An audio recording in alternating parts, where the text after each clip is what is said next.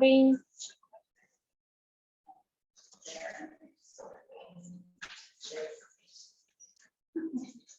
sure. All right, so I have Hannah as the co-host, and I have started recording, so I think we are good to go. Hi guys, are we ready to go? Can you see our screen? I can see the screen. Okay.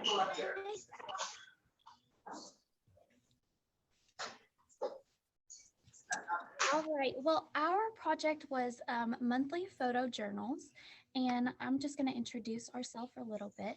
I'm Kaylee Gum. I'm a second grade teacher at North Jackson Elementary. I'm Taylor Clark, and I'm also a second grade teacher at Temple Hill Elementary. My name is Hannah Walder, and I'm a first grade teacher at Eastern Elementary. And I'm Kim White, and I'm a kindergarten teacher at Red Cross Elementary. All of our schools are part of the Barron County District, so we decided to kind of team up and tackle this together. And we also wanted to explore across grade levels how we can modify and adapt photo journals so it meets the needs of each of our students. So, what is a monthly photo journal? So, we've decided that our goal was to create a monthly photo journal as a way for students to practice and improve upon their writing skills with fun and interesting prompts throughout the months. The students were able to write about things that interest them. We wanted parents to feel more involved in their children's learning. That way that they could participate, and we could pull in the family factor with these journals by sending them home and letting them give their child feedback on their work each month. And I know for me personally, I had a baby in August. And so I only got to meet my parents the very first time at the back to school bash. And so for me, I really used the journals whenever I came back after fall break to really connect with my parents and our families and to let them know that we're all on the same page and we're in this together because we all know how important the first 9 weeks is and really getting to know our students and creating that rapport with them and the parents. And so missing that, I felt like I was already behind with our families. And so I wanted to have that constant communication with them each month, in addition to all the other ways that I communicate with families. And so I got to know a little bit more about my kids as we went through this and about our families. And it was just amazing to see the kids grow throughout time each month and their writing and their phonics skills and just all the things that we monitored as we did these journals. So, a little overview of our assignment. We called this photo journals to our students, and each month the students were given a different journal prompt. The students and the parents selected an image to be sent in for their photo journal. So we communicate via Class Dojo, most of us, and the parents were able to work with their kid at home to find a picture to take of their prompt, to answer their prompt, and then send the photo to us, and we would print it off here at school and get that cut out and attached to their journals. So they would then write about that selected photo and take their journals home. They would write about it at school. So we would have the picture sent in from home, and then the students would write with us here at school, given their prompt, and they would take their journals home for their parents to read their writing entry. So after the parents got to read their writing or let their student read the journal entry to them, they were encouraged to write one glow, which is something that the students did well with their writing, and one grow, which is an area of growth or something that they needed to work on.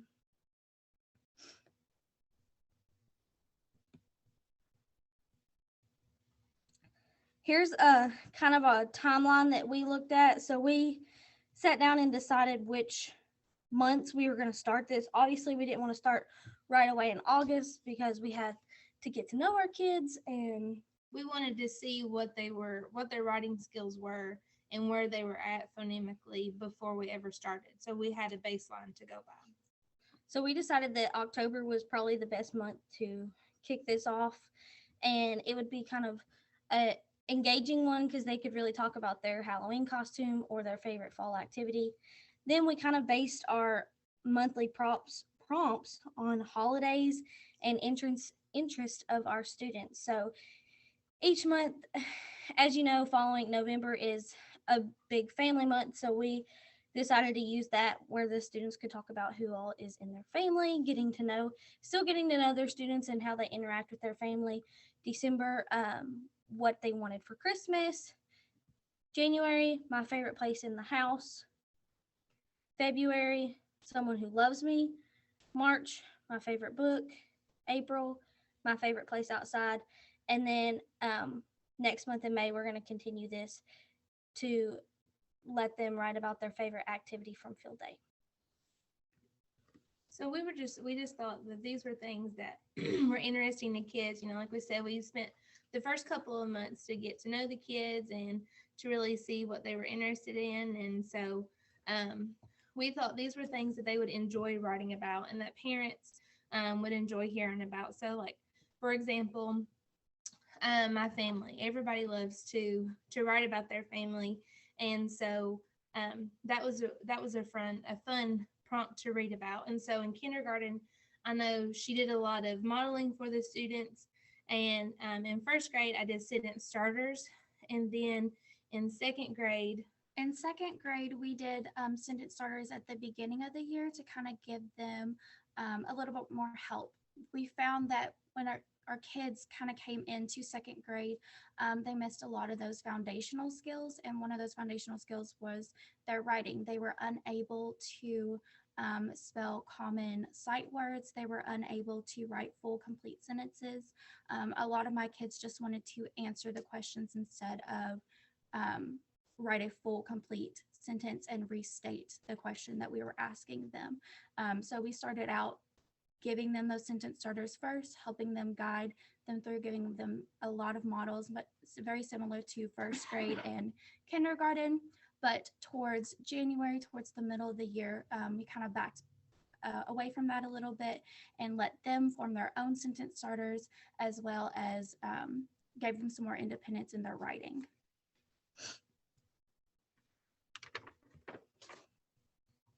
So where did we start? So these are some of the questions that we asked ourselves. And so what type of journal that you want? Since we worked on 3 different grade levels here, we had kindergarten, first grade, and second grade incorporated. We actually used 2 different things. So I know in kindergarten, she chose to use a composition notebook that the students wrote in. and I used the same thing in first grade, and mine even had the writing lines for them so that we could really focus on letter formation.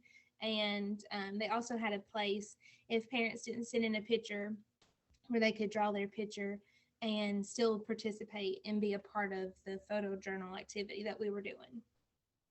And then in second grade, we decided that a packet would work better. So you'll see later, we give an example of one of our packets.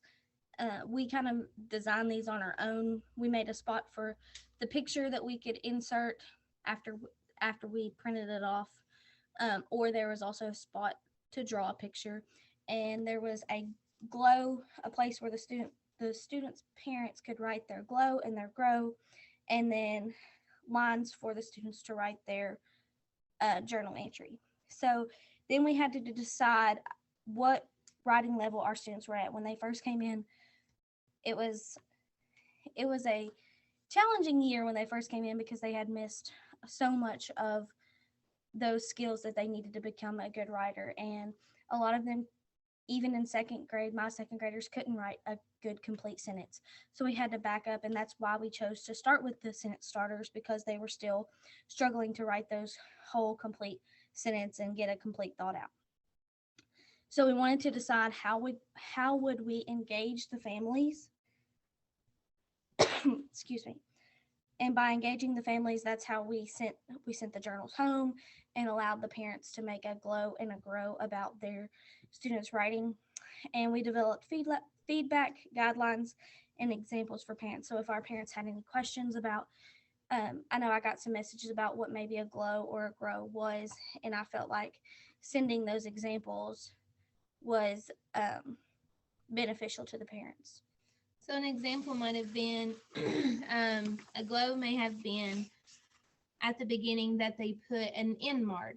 It may not have been the correct type of end mark, but they did put some type of punctuation on the sentence.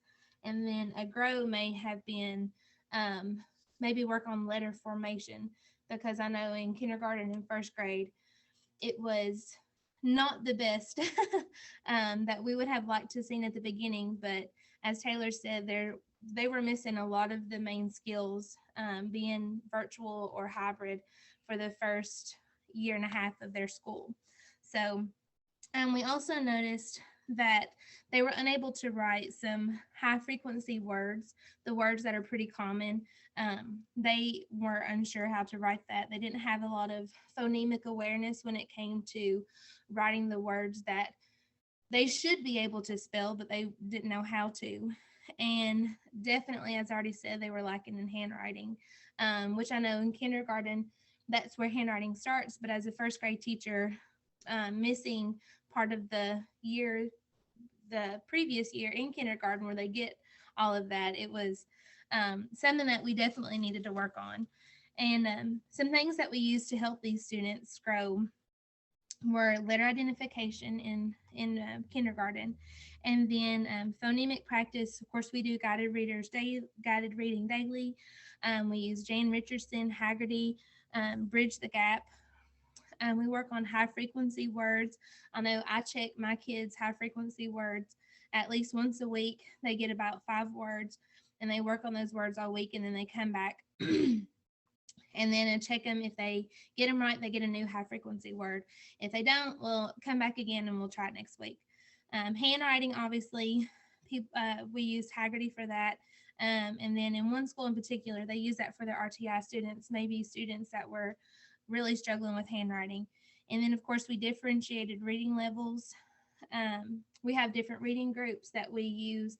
And so with reading and writing, we all know that they go hand in hand. And so when we're working on different reading groups, different reading levels, then we know, like, okay, these students may be ready to write a complete sentence by themselves, but maybe these students aren't. So we worked on that too.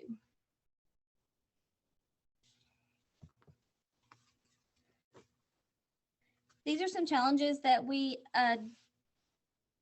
decided that stood out the most to us. So family participation, obviously you never know if parents are going to interact with these journals and send back. So what we decided to do is, if we had no participation from a family, then we would have a staff member around the building that would meet with the student to read their writing and respond to it. So in this situation, a staff member would be placed with a student whose parent wouldn't send the journal back or give a response to their student.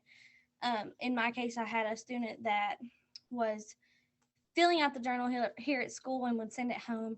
Parents would not give a glow and a grow, so I would have him sit down with another staff member in the building, and he would be able to read his writing to her and draw a picture. Parents wouldn't send in a picture, so that's where we use the space for writing or drawing a picture. And so the student would draw a picture with the staff member, and then the staff member would give him a glow and a grow of his writing. But honestly, overall, we had really good family participation throughout all four of our projects. The journals were returned for the most part on time. Feedback from parents was fairly well. We did realize that the students were on different writing levels. That's why we kind of, as a grade level, decided whether to use sentence starters or not. But we thought that was one of the best parts about our project, that this could be used on any grade level. So it wouldn't matter if you were in kindergarten, first, second, third. You could go all the way up to 6th grade to send these journals home and get more progressive as they get older. But we wanted to show that these journals don't have to be just for one certain grade level. Another thing that we could have done better is having clear expectations for the Glow in a Grow, maybe having like a rubric of exactly what the parents should write down to give accurate and acceptable feedback to their child. So having more examples and detailed instructions sent home prior to actually starting the journal. So some parents were sending in, what is a good Glow in a Grow the month of October when we sent it home. So I felt like that I personally should have done better in giving them more clear expectations of examples and instructions of what they could have used.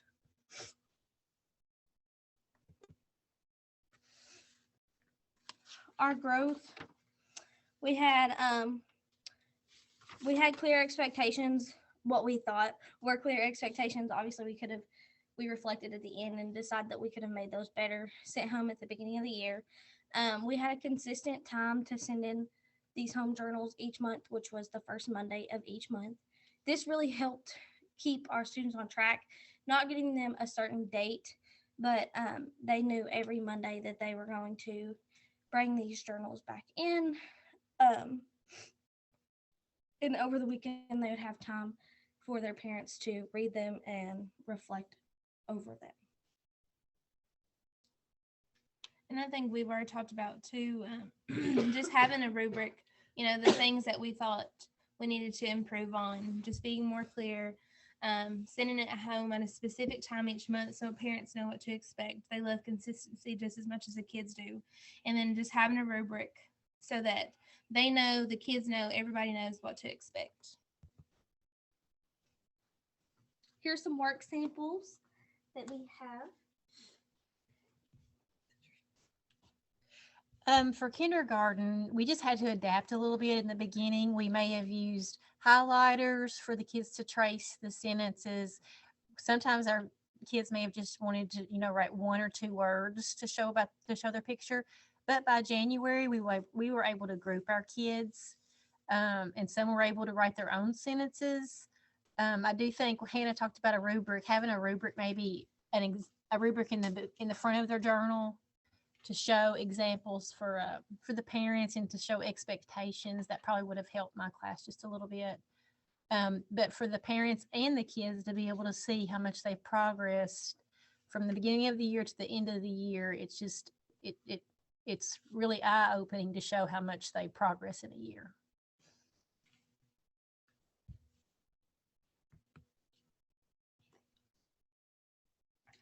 Here are some more examples. This is from my 2nd grade classroom. As you can see, we made a packet rather than having a composition notebook. This just made it easier for my parents to have it all in one place. So as you can see, I have a picture. The first picture is of one of my students, and the second following picture is of the same student. So you can see how her writing and her spelling has progressed, and as well as the good feedback that the parents have given. Another one is another example. The third one is one of my more high achieving kids, who's already very gifted in writing. But as you can see at the beginning of the school year, he still had some work that he needed to do. But feedback was given, and we used that feedback to kind of help him in class as well. I've already talked about this, but we did start with a sentence starter. You can kind of see how they're very similar with October and November, how we use those sentence starters in our classroom, but then how in December we kind of broke away from that and gave them more independence with their writing.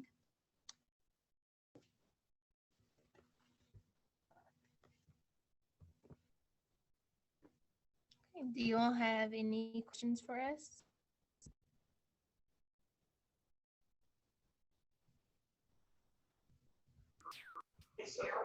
First, let me ask, is Josh Holder here, the next presenter?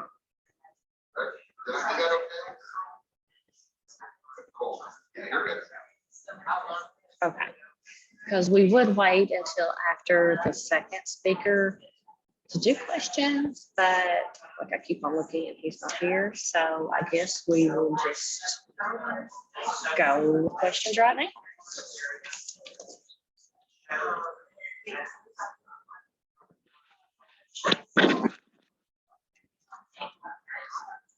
So I have one question. Well, I guess it's just kind of me, but what is Bridge the Gap that you all mentioned?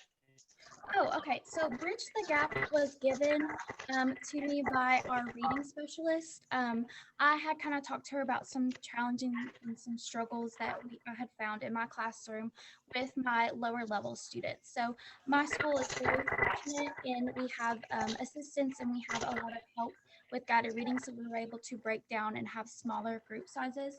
And I was given those lower levels. Now in second grade, it is expected that they come in at a level J. Well, in my classroom, I had all the way down to a level B. So we Bridge the Gap, which is a phonemic awareness. It's like a phonemic awareness resource, and it gives them specific skills that they can work on. So segmenting the beginning of a word, or looking at breaking words apart. So it just really dives into phonemic awareness, having them identify medial sounds or initial sounds or ending sounds, and then blending those together to say what the word is. But it just gives you specific lessons, and it's a quick 5-10 minutes. I would really only use it for 5 minutes at the beginning of my lesson, and we would do those phonemic awareness. I called it word work, and then we would move on with our actual guided reading story. Okay. But it's a really great resource. Yeah, well, I think that's one that I'll have to check out for myself. See what it's all about.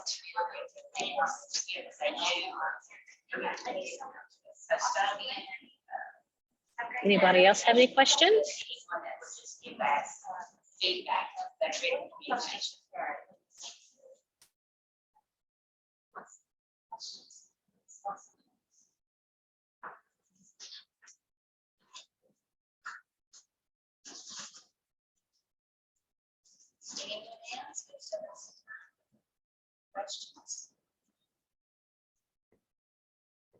So what was your all's participation rate of like sending home, and like how many did not?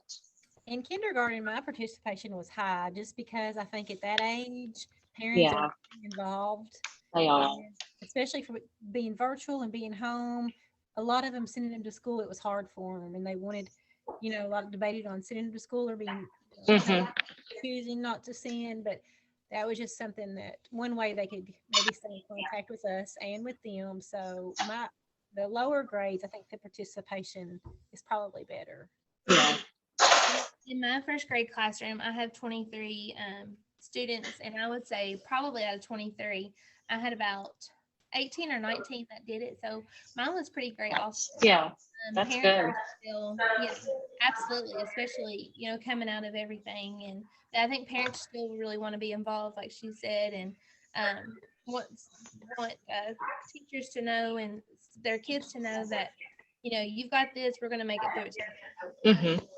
I agree. Coming from my second grade classroom, I had a lot of participation, not only with the students writing, but also with their parents as well.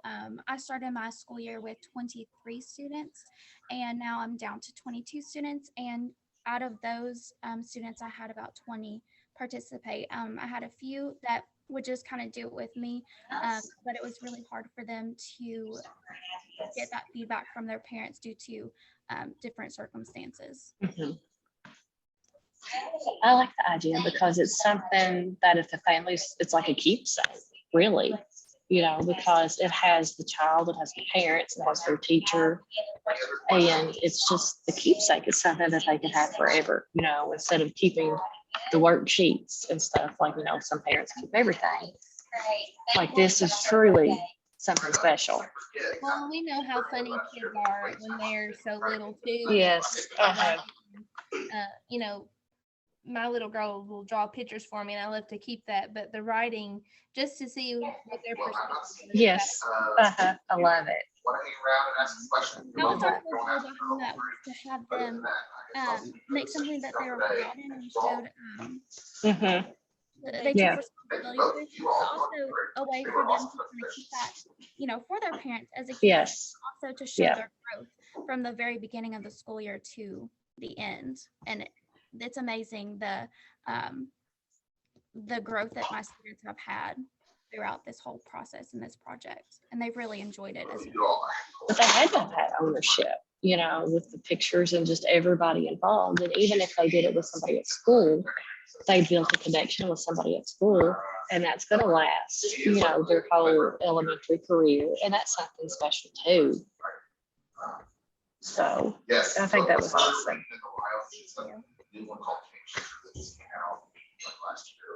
Well, you all did a great job. And if you all want to call it quits right now, we can do that. Okay. Feel good? All right. Awesome job. Thank you for watching. All right. Bye. Bye. Well, I don't have anything else, so I guess if there's no other questions, thank you all. I'm gonna